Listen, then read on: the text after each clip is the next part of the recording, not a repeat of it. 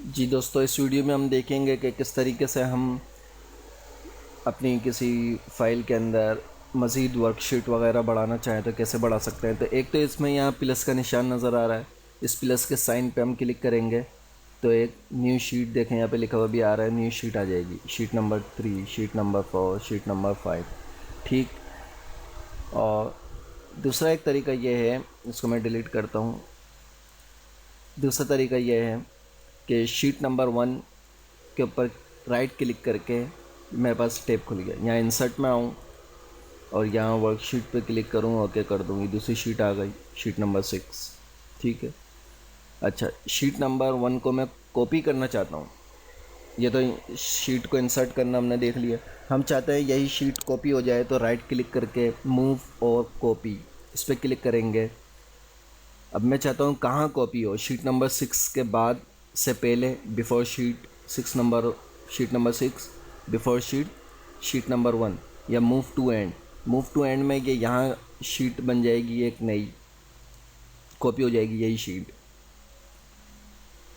Create a copy कर दूँ तो शीट नंबर 1 या शीट नंबर 6, तो हम यहाँ कर देते हैं शीट नंबर 1 2, कॉपी हो गई। देखें शीट नंबर 1 के अंदर भी यही डेटा है, इसमें डेटा सेलेक्ट कर रहा हूँ।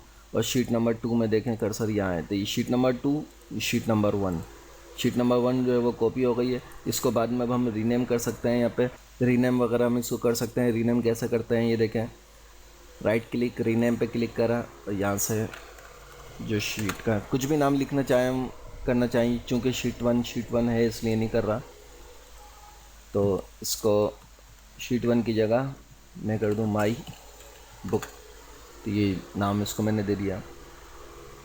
अच्छा, इसको डिलीट करना चाहें, जैसे हमारे पास ब्लैंक शीट है, sheet number 6, right click delete कर दें, डिलीट हो गई। राइट क्लिक करके मैं इसका कलर चेंज करना चाहूँ तो कलर चेंज कर सकता हूँ यहाँ से, इसका टेप का कलर। इसकी हमें जब ज़रूरत पड़ती है, जब हमारे पास बहुत सारी शीटें हों और एक बहुत लिस्ट हो शीटों की, बहुत सारी अकाउंट्स वगैरह की, तो उसके अंदर हमें इसकी ज़रूरत पड़ती है कि हम इसके मुख्तलिफ़ कलर चेंज कर दें, ताकि नाम पढ़ने में टाइम हमारा ना लगे, बल्कि कलर से फ़ौरन उसको पहचान लिया जाए।